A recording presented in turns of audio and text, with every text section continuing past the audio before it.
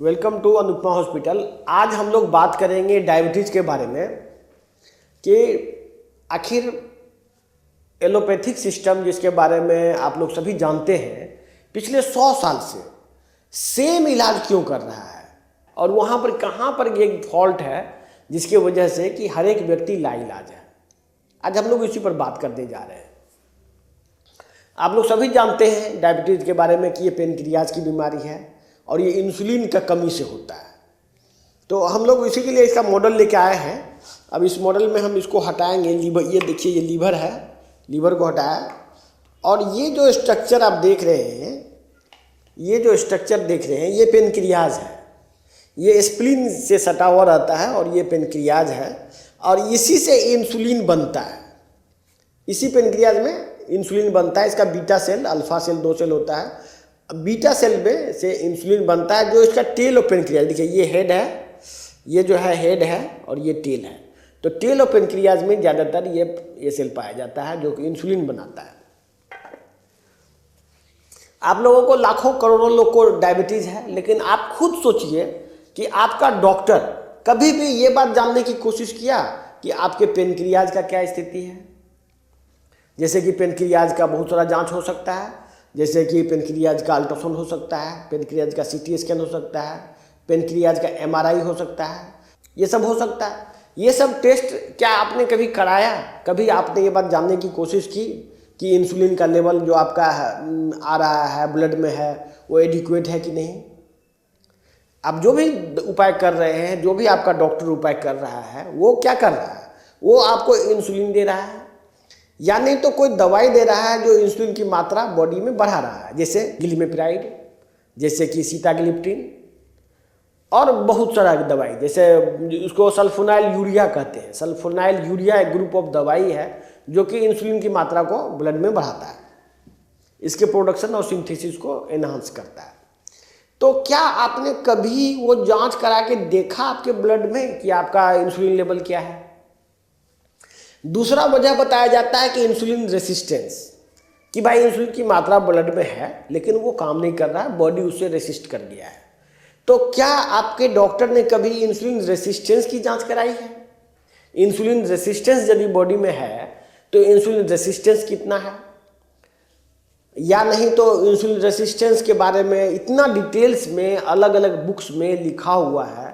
जब इतना रिसर्च हो चुका है इंसुलिन रेसिस्टेंस पर, इंसुलिन रेसिस्टेंस क्यों होता है इसके बारे में इतनी कहानी हो चुकी है, तो क्या आपके डॉक्टर को ये बात की जानकारी है? या आपका जो एंडोक्राइनोलॉजिस्ट या डायबिटोलॉजिस्ट जिसको आप कहते हैं वो ये बात को जानता भी है कि इंसुलिन रेसिस्टेंस क्या होता है? तो मैं ये कहना चाह रहा हूँ कि जो रिसर्च हो चुका है वो रिसर्च को लागू नहीं करने की वजह से ही पिछले 100 साल से डायबिटीज़ का सेम इलाज चल रहा है। आज से 100 साल पहले डायबिटीज़ में जो इलाज चल रहा था अभी भी वही इलाज चल रहा है।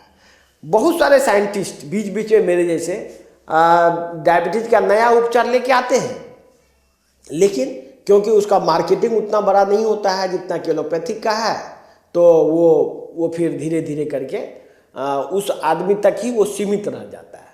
जैसे कि कोई डॉक्टर है जो कि मान लीजिए दिल्ली में काम करते हैं, तो दिल्ली के अराउंड में कुछ एरिया तक में ही वो उसका इलाज सीमित रह जाता है। शुरुआत में लोग विदेश से बहुत दूर दूर से लोग आते हैं, लेकिन लॉन्ग रन में क्योंकि ये बीमारी तो परमानेंट चीज़ है, ये तो रेगुलर ट्रीटमेंट खोजता है, तो वो रेगुलर वो ट्रीटमेंट उसका रह नहीं पाता है। तो ये क्या वजह है कि एलोपैथिक डॉक्टर ये बात को, नए रिसर्च को अपने प्रैक्टिस में लागू नहीं करना चाहते हैं। इस वजह से ही हमारे जैसे डॉक्टर ने ऑनलाइन ट्रीटमेंट आपको ले लाया है। ऑनलाइन ट्रीटमेंट में आप ऑनलाइन ट्रीटमेंट ले सकते हैं और पूरे भारत के लोग इस बीमारी से मुक्त हो सकते हैं। इस डायबिटीज़ में जो कहा जाता है कि इंसुलिन की कमी है, इस चीज़ को वापस नॉर्मल किया जा सकता है। दूसरा, इंसुलिन रेसिस्टेंस में जब इंसुलिन की मात्रा बढ़ जाती है और इंसुलिन की मात्रा जब तक बढ़ी रहेगी तब तक कोई बॉडी का रिपेयर मैकेनिज्म या रिजेनरेशन का सिस्टम बंद हो जाता है।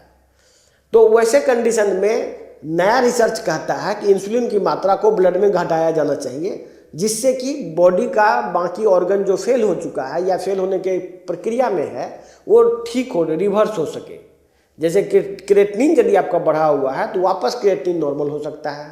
यदि आपका सेक्सुअल प्रॉब्लम आपको बिल्डअप कर गया है due to excess of insulin, insulin बढ़ने से बॉडी का स्ट्रक्चर कुछ ऐसा वेसल्स में परिवर्तन आता है कि आदमी का एनर्जी लेवल घट जाता है, आदमी का कोई भी रिपेयर मैकेनिज्म खत्म हो जाता है और जो बीमारी डेवलप कर चुका है वो धीरे धीरे आगे प्रोग्रेस करता है, वो ठीक नहीं होता है। जबकि आम लोगों में रिपेयर मैकेनिज्म एक्टिव रहता है और हर एक दिन जब भी आप कोई काम करते हैं ऐसे भी हर एक ऑर्गन धीरे धीरे डैमेज होता है और वो फिर रिपेयर होता है। लेकिन यदि इंसुलिन की मात्रा आपके बॉडी में बढ़ी हुई रहेगी तो ये रिपेयर मैकेनिज्म नहीं होगा। यही वजह है कि जो लोग इंसुलिन से का दवा खा रहे हैं, या तो इंसुलिन ले रहे हैं या तो इंसुलिन से बनने वाली दवा खा रहे हैं, जैसे ग्लिमिप्राइड, सीताग्लिप्टिन, ये सब, तो वो सभी में भी बुढ़ापा जल्दी आता है, कम उम्र में ही उसका मेमोरी पावर घट जाता है और मल्टीपल डिजीज़ का वो सामना करता है, खास करके ऑर्गन फेलियर का।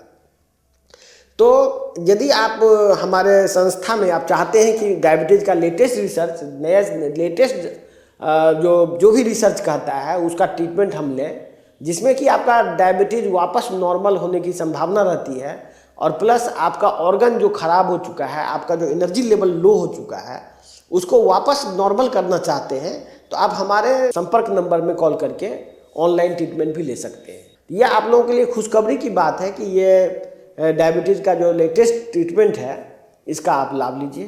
धन्यवाद।